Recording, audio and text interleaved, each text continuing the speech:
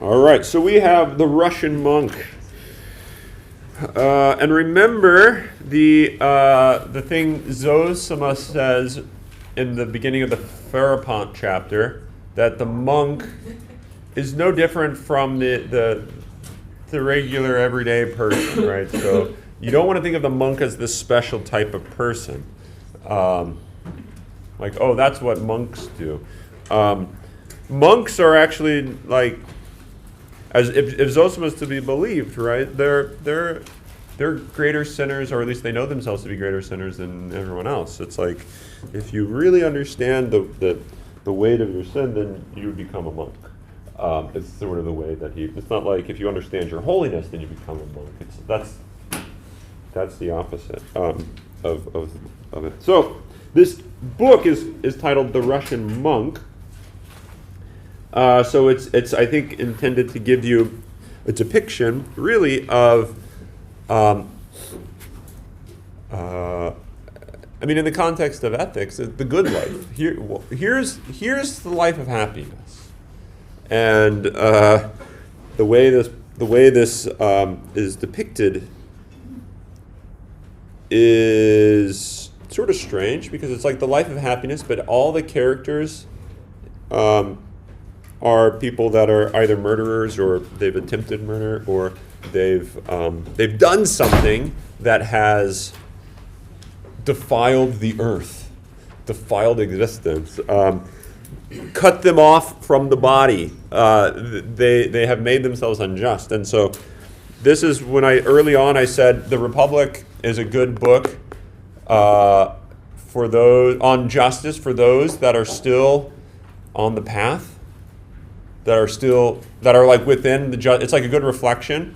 The Brothers Karamazov is a book on justice, but for those that are unjust. So it's going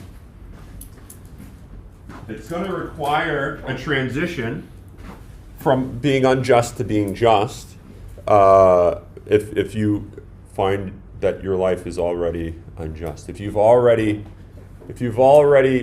goofed it up, you've departed, you've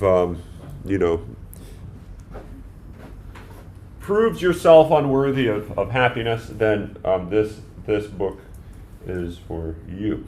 And the way that this works is through I'll just call them paradoxes, and we'll talk about a couple of these, but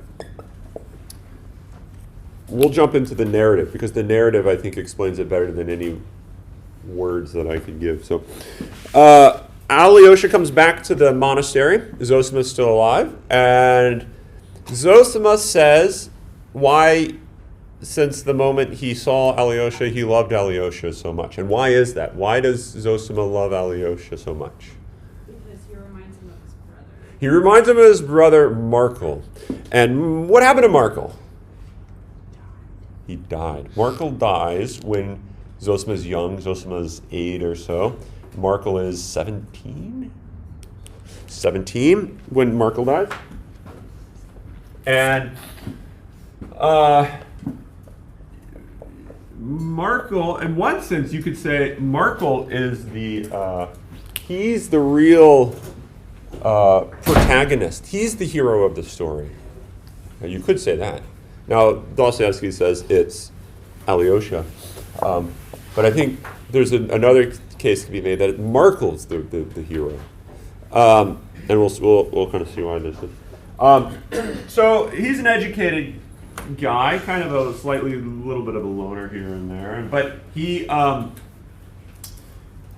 eventually kind of gives up on that whole God thing and just doesn't really think it's that important, and he kind of makes fun of it, and it's sort of offensive to his mom and to Zossima, Markel's brother, and the servants, and he starts talking to this political exile who was exiled to their town for basically like free thinking, political thinking. That was kind of contrary and kind of a revolutionary type of thought.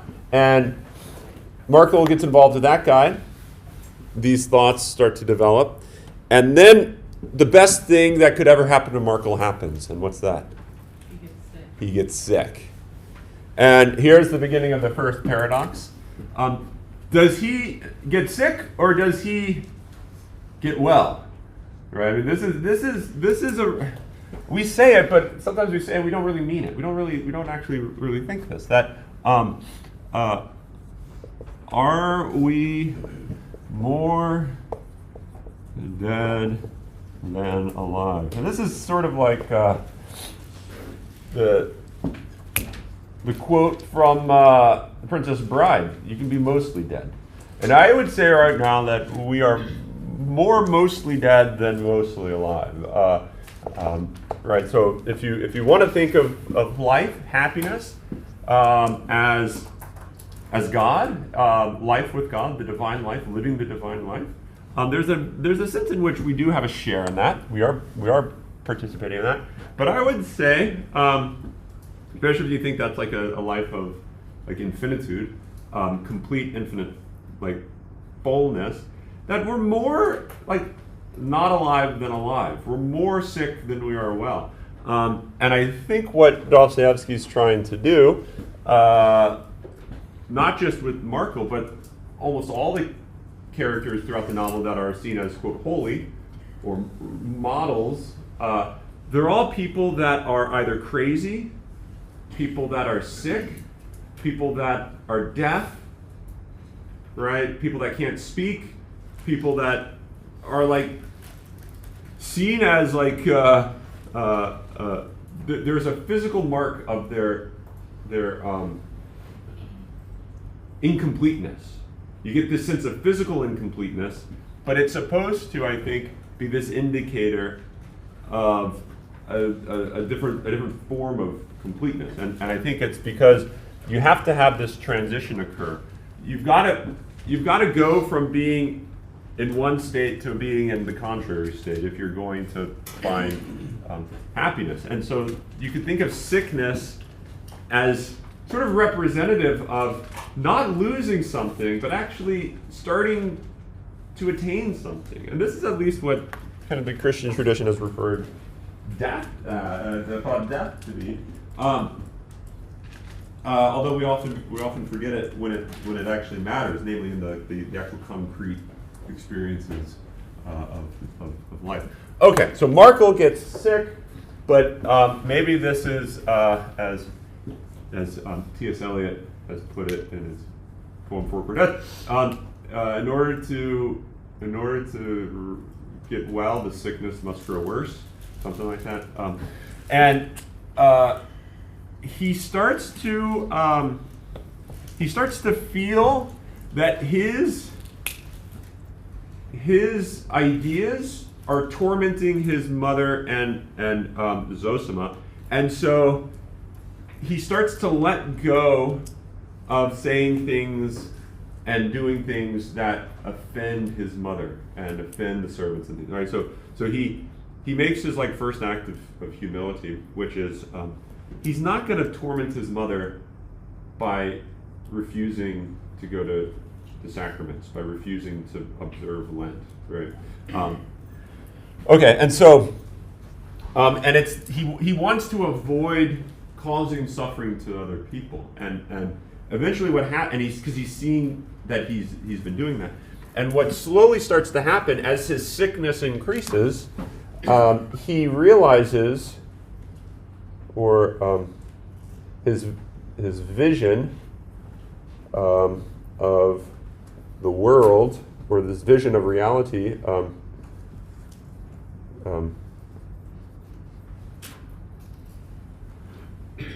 clarifies? Closest. It clarifies. Things start to focus better for him. It's like when you find yourself losing something or having lost something. The question of the meaning of that takes on a weight, right? You take things for granted. Once they start to be removed, you can start to see them without any like prejudice of taking it for granted, right? It's hard to be grateful things that you take for granted. One way to be grateful is to recognize that you're not and you cannot take it for granted. And how can you ever, once you do take it for granted, how do you make that transition? Well, you have it taken from you. And so once it's taken from you, you cease to take it for granted. And I think part of what's happening is Markle sees the world for the first time because he realizes that it's like slipping away from him in one sense. And so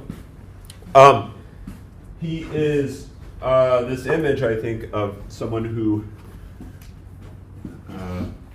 comes to an awareness of life through the experience of death, right? The awareness of what it is to live through actively dying. Yeah, so I think that's part of what's happening here. And one of the things that the awareness is it's this awareness of his own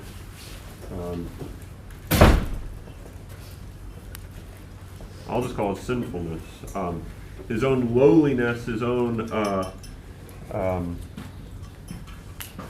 responsibility of all, as he puts it. Right? This is where Zossima learns this. Where did Zossima learn we're responsible for all and before all, and I'm worse than all and lower than all? Where does he learn this? He learned it from Markle, and he learned it when he was like 8 years old. Although he didn't understand the meaning of it until a little bit later, but it comes from Markle. It doesn't come from some fancy Russian theology book. It comes from the experience of a dying man, right? And I think this highlights also another point that to really understand what Markle was saying, that he's lower than all and he's responsible for all and all that type of stuff, requires that you have the experience that Markle has. You can't understand interior things in an external way. You can get external images, but you can't. Like, what's the real good or the real value in forgiveness? You can have certain ideas and principles about like what forgiveness is and what it consists in, but I think it's not until you get to the point where you do something that makes you think, no one could ever forgive me for having done that. No one should ever forgive me for having done that. This is beyond. It would be unjust for that person to forgive me. In a sense, they shouldn't do it. I can't demand it. I can't claim any sort of right to them forgiving me. And then all of a sudden, completely unmerited, they forgive you. And it's as if it's a complete miracle, right? It's a complete miracle that someone could forgive you for having done this thing. And if you haven't done something like that yet, just wait. Okay. So that is what makes it's what makes forgiveness a reality, a lived reality. Is that it's something that is participated in, and I think what's happening throughout this, there's a lot of narratives that are. Markle experiences something which he passes on to Zossima, and it only becomes a reality for Zossima when Zossima experiences, in a sense, the same thing that Markle experienced, although in different contexts, historical context and what have you. But then Zossima passes that on to the mysterious visitor, right? Unbeknownst to Zossima, right? You don't have to know that you're forming someone to form someone. You don't have to know the effects of your life in order to affect people's lives.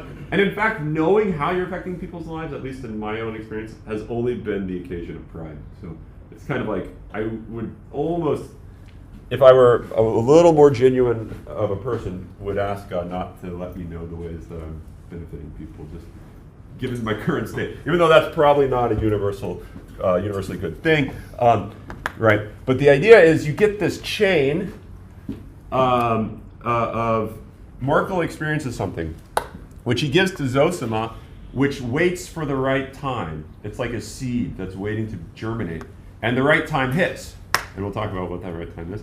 And it germinates, and all of a sudden the scales fall from Zossima's eyes. The old Zossima dies only because of this. He's able to experience this event through the eyes of Markel now. He lives for Markel, as Markel asks him to. And then that's what happens with the mysterious visitor too. The mysterious visitor does exactly what Zossima does. And Zossima does what Markel does. Right? Does that, you kind of see how that happens? And I think this is the drama of, really it's the drama of Christianity, but it's the drama of how does an unjust man return to justice? And I think it's through this process, and it's a process that happens so subtly that you'll miss the details of it happening. You might even miss that it's happening until you kind of reflect back, and you can then kind of piece it together. The point isn't to understand the return to justice. The point is to actually experience the return to justice. And the understanding might help intensify it. Okay, so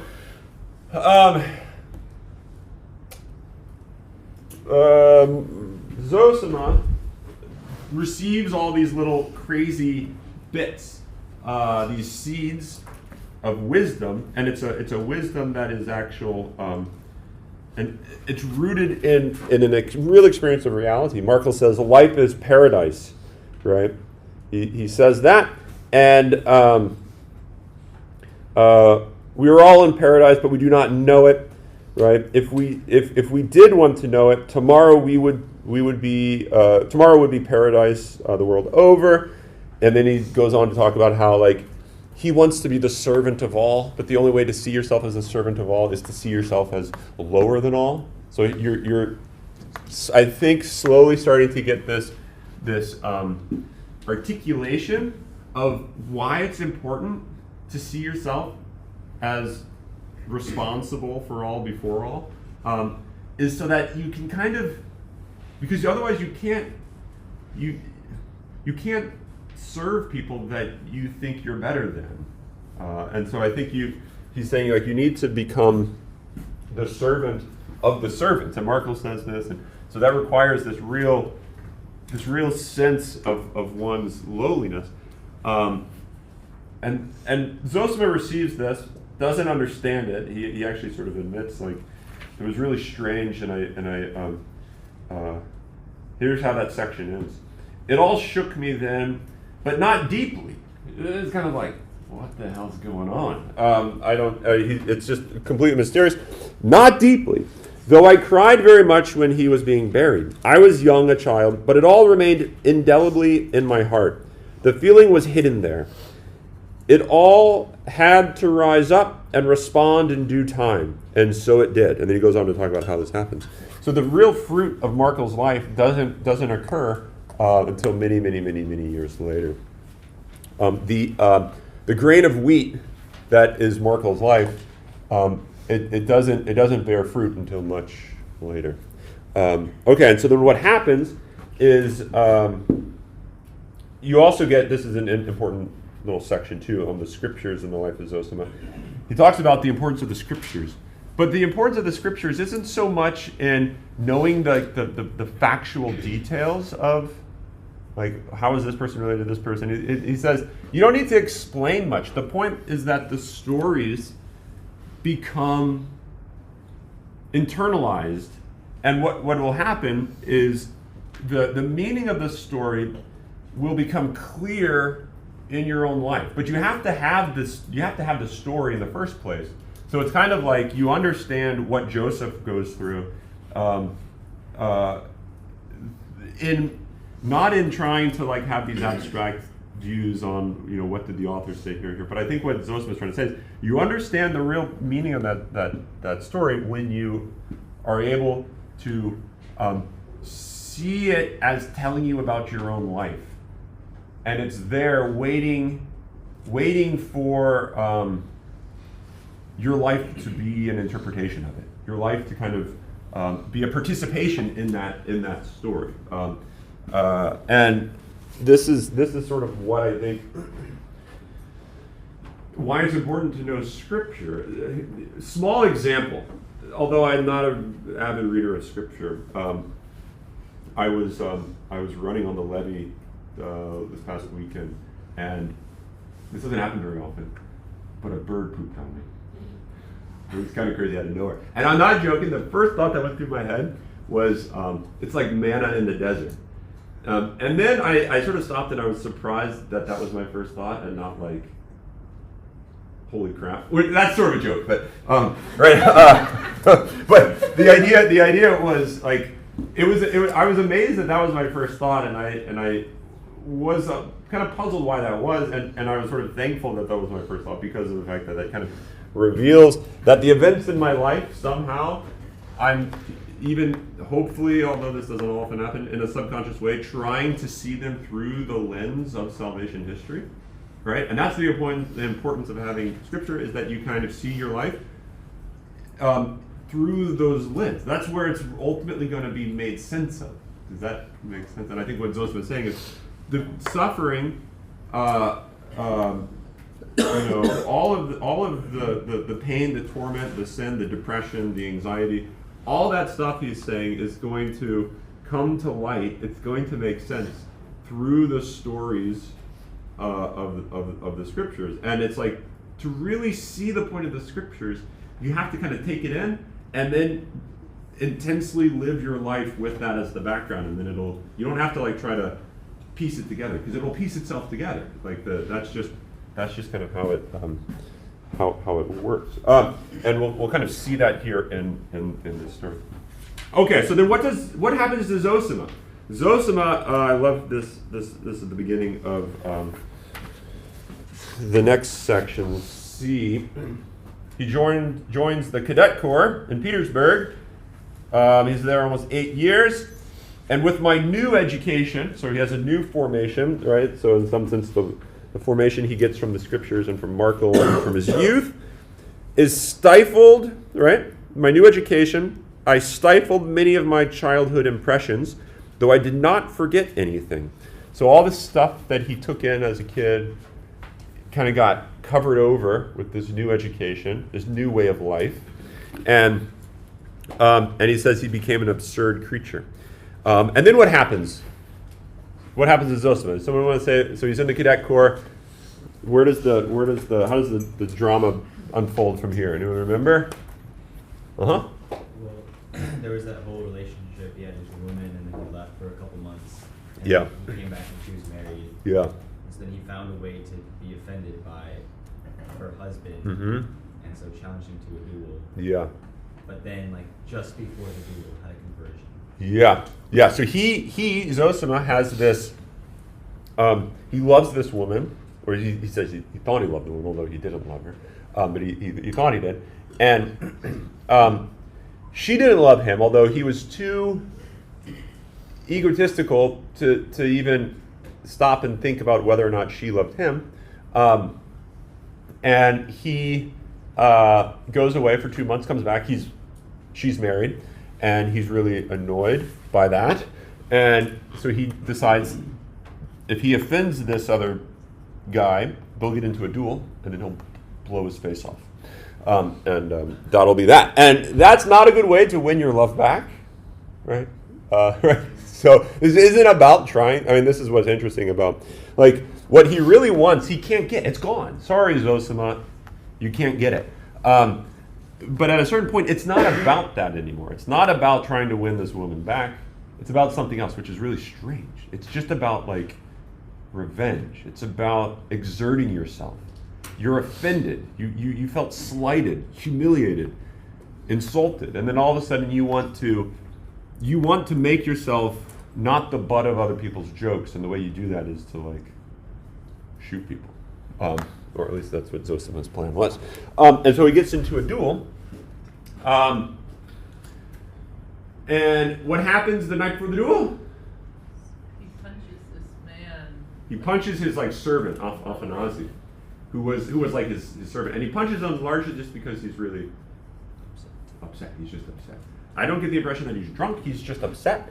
And it's not just a little punch. He says he remembers it after 40 years or whatever. He remembers just completely pulverizing him, and he remembers he was just standing there with his hands to his side, just taking the punches, bleeding, completely just submissive to the violence. And then he goes to sleep. And then Zossima wakes up. How many hours later? 3 hours later, something short sleep. And he's not exactly tired. He looks out the window, and what does he see? And remember this, he looks out the window and he sees. Like see birds and creation. Yeah, man. He sees it all. He looked into the garden. He saw the sun rising. The weather was warm, beautiful. The birds began to chime. Why is it, I thought, that I feel something, as it were, mean and shameful in my soul? Is it because I'm going to shed blood? Like, no, I'm not. I don't feel sort of disgusted with myself because I'm going to kill someone. Is it because I'm afraid to die? I'm afraid to be killed? It's like, no, that's not it. And then he says, suddenly I understood at once what it was. It was because I had beaten Afanazi the night before. I suddenly pictured it all as if it were happening over again. He is standing before me. This is an interesting thing about memory, is it's like a reliving of the experience. So in one sense, you can't run from the past because of memory. And what's hard to do is to forget things that you want to forget. Like if you want to forget something, that's almost a good indication that you're not going to forget it. Right? Yeah. So this is the great gift of conscience. Okay, but keep going. And I strike him in the face with all my might, and he keeps his arm still, his head erect. This is what a man can be brought to, a man beating his fellow man. What a crime. It was as if a sharp needle went through my soul. I stood as if dazed. The sun was shining. This is also a very Platonic image. Over and over again, Dostoevsky brings up these Platonic images. This is also in Crime and Punishment, which is another novel by Dostoevsky that you should read. But it's about a guy that commits axe murders. It's a page-turner. Really great novel. But the sun is shining through the window as he's bringing the axe down onto an old lady's head. And the sun shines on him as he's doing that.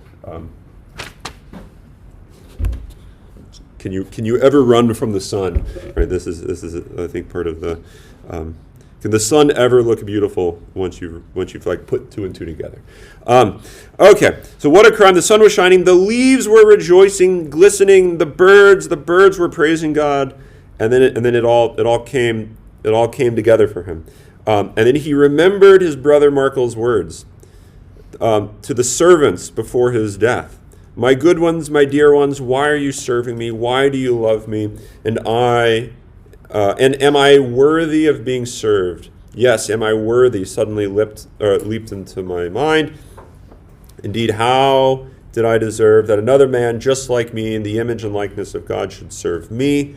And then it broke, and he thought, either what I've done is a complete defiling of existence in the person of Afanazi, or Markel's whole life means nothing. Markel's words, Markel's death, all that doesn't mean anything, right? He's at this sort of this pivotal moment in his life that either this is what constitutes the meaning of his life, or this is just a sham, and this was actually not latching on to anything.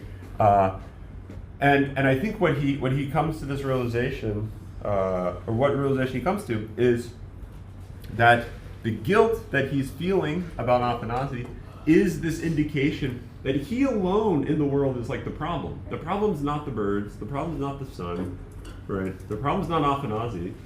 The problem's not the person who is going to be shot by him in the duel. The problem's not the woman. The problem is Zossima. Zossima is the problem. And it's kind of like, the thing to do would be if Zossima, like metaphorically, bows out. If it's kind of like, if only Zossima would get out of the scene, things would be better. And so I think it's this real recognition that I am the one that's thwarting the harmony of existence right now. My existence, my sinful existence is the thing that's thwarting harmony. And so it's as if one recognizes that one comes to the awareness that there is now a need to die. Now there are different ways you can die. Okay, so don't take this in the wrong way. There are different ways you can die. Paul talks about this. You can die to self, which is like a way of handing yourself over to something. You completely let go of yourself, all your hopes and your dreams and your pursuits and your aspirations and all that completely out the window. And so you're willing to just let all that go. There's another way of dying, which is going to come up throughout this book, suicide.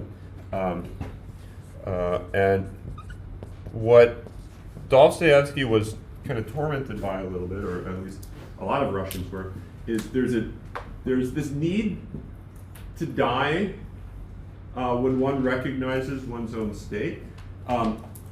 And this is like a great act of love because it's a gift.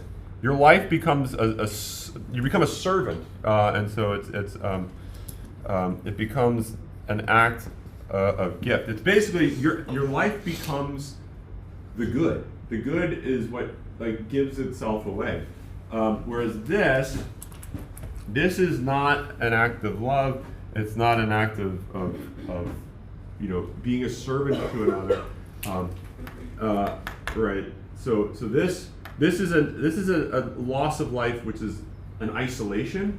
This is a loss of life that like is for the sake of communion, for the sake of another. You become the servant, right? And so you'll see the experience of one's own lowliness, responsibility for all or sin. I think what Dostoevsky is saying is it leads to one of two options. You can't persist. You can't, when you truly understand your life, I think he's saying, as an unjust person, which is what theological context is a sinner. When you truly understand your life as a sinner, you can't live it. You can't live that way. And so you have one of these two options before you. Okay, one bears fruit, except a quart of wheat, fall into the ground and die, and abideth alone. But if it dies, it brings forth much fruit. So this one of these brings forth fruit, the other doesn't. And I think it's a real important, serious question of how to die. How should one lose one's life? Let go of one's life. Okay. Comments or questions about this so far? So this is where Zossima is, and he comes to this realization, and he then suffers like the humiliation of all these people, right? He suffers this humiliation, and then what happens to Zossima? He decides, because he does finally see and understand what Merkel had in mind, he decides to go to the monastery. It's as if the life of, it's as if being the person who would commit a murder, he comes to this realization, I'm the sort of person who's a murderer, right? Like, don't worry about whether you're successful. It's like if you shoot a gun at someone wanting to kill them, hoping to kill them, but you miss, it's like, well, you didn't commit a murder, but you're still the sort of person that is a murderer. Does that make sense? And so Zossima comes to this realization, and that's what drives him to the monastery, right? It's this real interesting recognition of his own sickness, which is also accompanies the true vision of things. Now he can see the world like Markle does. He talked about the leaves and the birds, and he basically sees the world through Markle's eyes. Okay, and so he does this, and everyone laughs at him, and he basically becomes this guy that's kind of pity. Like he gave up all of his honor to go join the monastery, and they don't hold it against him. They kind of think it's a little I don't know, a little pathetic. It's a little pathetic of a grown responsible man to do this sort of thing, to think these sort of thoughts. Okay, so then what happens? He's getting ready to join the monastery, and then someone comes and visits him. This visitor. You get his name at the very end of the story, like the last line. Michael. What do we know about this mysterious visitor? Like right away, or eventually? Yeah, what do we eventually know? We'll jump to it. Okay. He was the murderer. He committed a real. He committed the woman he loved. He killed the woman he loves. Never will that go well. Right?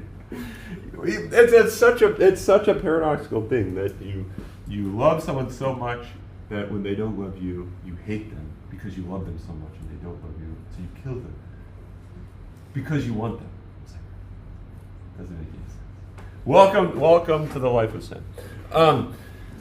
Anyway, he does commit this murder, and this is, for me, the most intense couple pages. If you didn't read these pages on the Mysterious Visitor, highly recommend it. It's really profound, worth coming back to, because he's tempted by a thought that all of us are having. Maybe none of us have committed murders,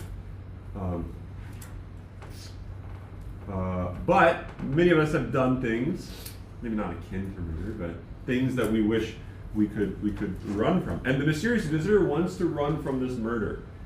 What he feels this great hope when one of the servants is arrested. He's a drunkard, the servant. He's arrested because they think, oh, one of the servants did the murder because things were taken from the house. So they arrest the servant, and what happens to the servant? He dies in prison, so they can't question him. And they thought, he probably did it.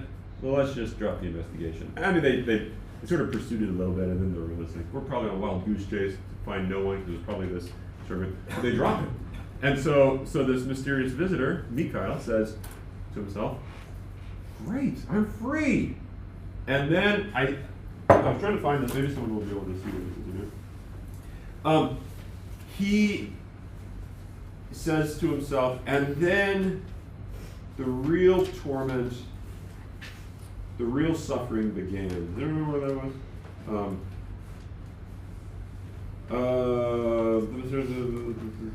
Yeah, here we go. Page 306. Right in the middle, if you have this edition. Into that last line of that paragraph. And after that, the punishment began. That's a great line. The punishment is well, read the next sentence. Check this out. The mysterious visitor by now, my friend, divulged to me that at first he had even suffered no remorse at all. He's kind of like, wow, I'm surprised I don't feel remorse for having killed this. He did suffer for a long time, not from that, but from regret that he had killed the woman he loved, that she was no more, that having killed her, he had killed his love, while the fire of passion was still in his veins. But he gave almost no thought then to the blood he had shed, to the murder of a human being. The idea that his victim might have become another man's wife seemed impossible to him. Right? Basically, that she was a human being.